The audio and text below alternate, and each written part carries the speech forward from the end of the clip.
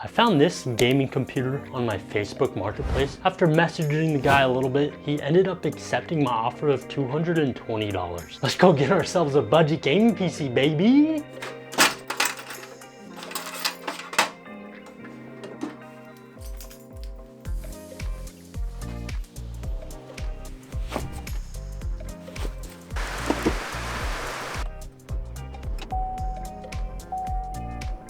All right, we got a 15-minute drive to get that budget gaming PC. Safety first. So for today's video, I'm obviously buying a budget gaming PC from my Facebook marketplace, but the main agenda is to test it out and see if something like this would be a good option for someone on a budget. Because let's be real, not everyone has $1,000 or even more to spend on a gaming PC. Some just want to play games and don't care about 4K or achieving 200 plus FPS. PC secured. It did get a little bit wet from the rain, but a little rain ain't never hurt nobody. I just got the gaming PC back to my place. It isn't looking very gamery, but let's take off this side panel and see what we're working with.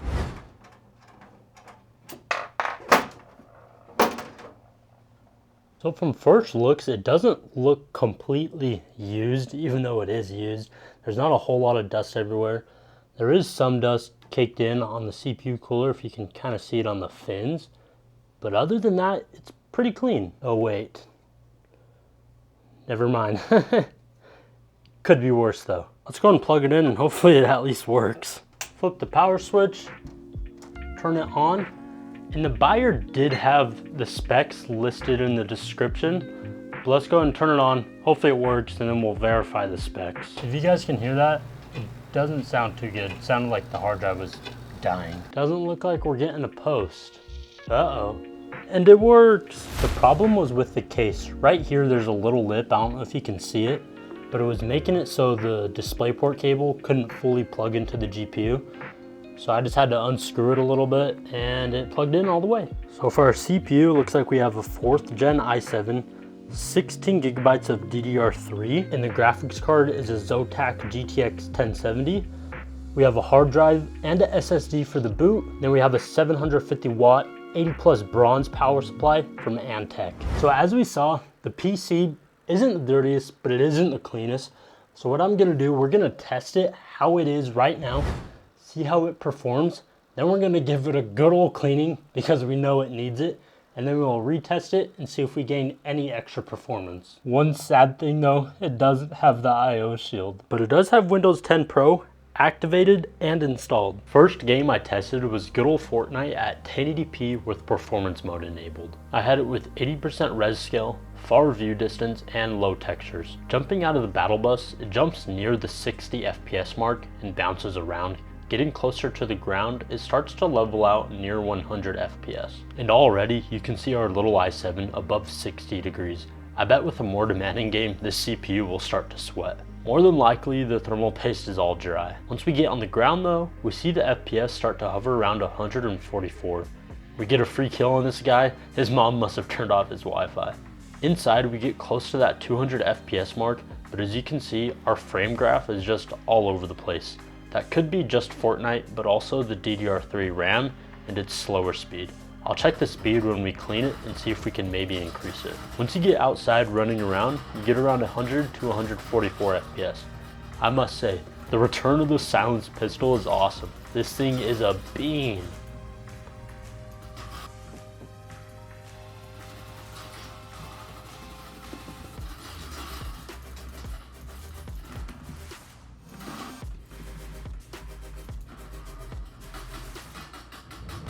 With this little test, we averaged 136 FPS. In Warzone, we're using the balanced preset, and right away we can start to see our GPU suffer from the dust buildup. Barely loaded in, and it's almost at 80C.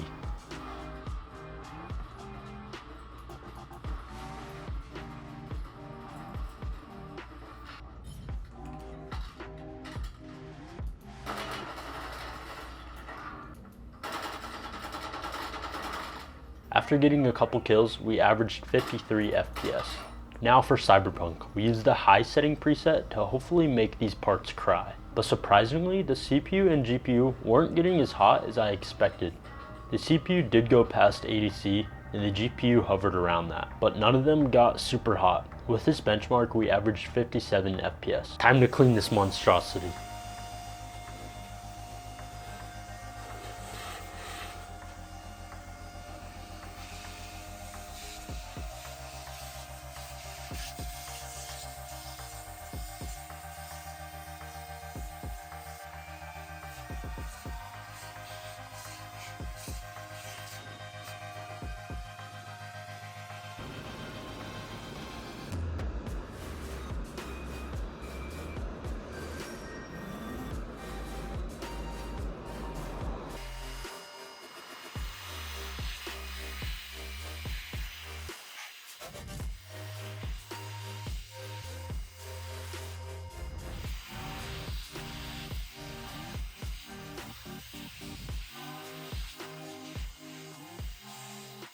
Literally just after quick dusting, the PC looks about 10 times better. Majority of the dust is gone, but there was a lot of dust buildup in this graphics card, so I'm going to take it apart and apply some fresh thermal paste.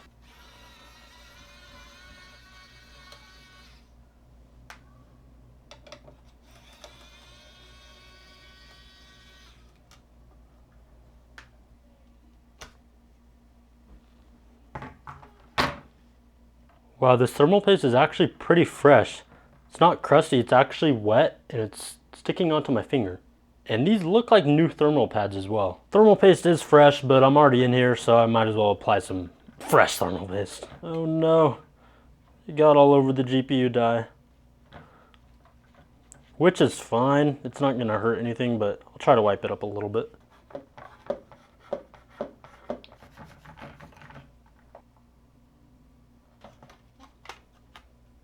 GPU is done.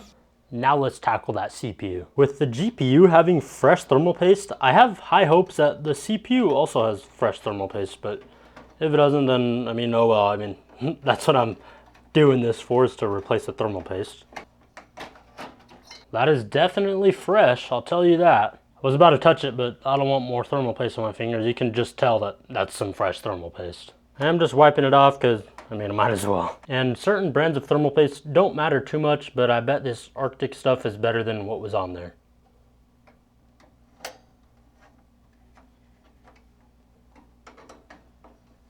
All right, let's go ahead and retest this now. I'm not expecting a huge change in performance, maybe a little bit drop in temperatures, but the CPU and GPU already had pretty fresh thermal paste on them, so who knows. I think the main thing, giving us the performance that we're seeing from this PC with the temperatures, the frames, and just everything, is the case. There's only one fan, and it's exhaust. There's no intake, and the side panel's solid. The front, I mean, there is some grills, but as I said, there's no intake fan, so this PC isn't getting any fresh air. I also went in the BIOS, and unfortunately the RAM was already running at its max speed of 1600 megahertz. But let's just go ahead and retest it and see what happens. Retesting Fortnite, as I expected, the performance is pretty similar. First time we averaged 136 FPS, and this time we averaged 138. We did although see an improvement in the CPU temperature. First time around it was getting close to 70C, but the second time it didn't go past 65C, so that's a W. I even tried out my building skills. I definitely need to improve them. I've just been playing the zero build mode, but I want to get back to somewhat building.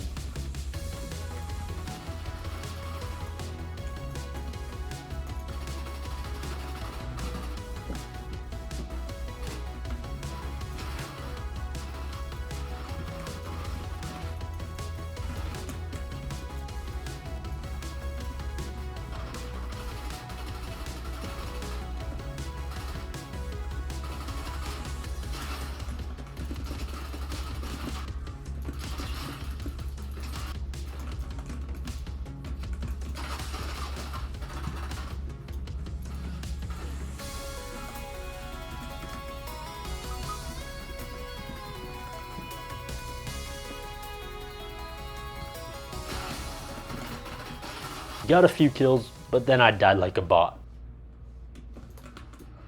Warzone, the second time around, we actually saw a decrease in FPS. We did, however, see improvements in the temperatures. Instead of the GPU almost hitting 80 degrees barely loading in, this time it didn't get past 73°C, which is a huge improvement. So I'm not too sure why we saw the decrease in FPS. This time we averaged 48 FPS. If you have an idea on why that may have happened, then comment down below. Cyberpunk was literally the exact same. Both tests we averaged 57 FPS. The only difference, once again, was the temperatures on both the CPU and GPU. I mean, the performance of this PC is where it's at. The only other improvements you could make to it would be to upgrade to a whole new platform, to a newer Intel or a Ryzen chip. But hey, the part's running cooler and at way better temperatures. That's a W to me, baby. Overall, this PC is awesome, especially for only $220. If you are on a tight budget, then I definitely recommend checking your local markets like Facebook Marketplace, OfferUp, and just whatever you have around you. My plan is to case swap it and sell it for a slight profit, but that will be for my flipping series, so stay tuned for that. But hey, if you did enjoy the video, then smash that like button, subscribe if you loved it, and also leave any feedback down below in the comments. And if you love budget computers as much as I do, then watch this video next. Peace.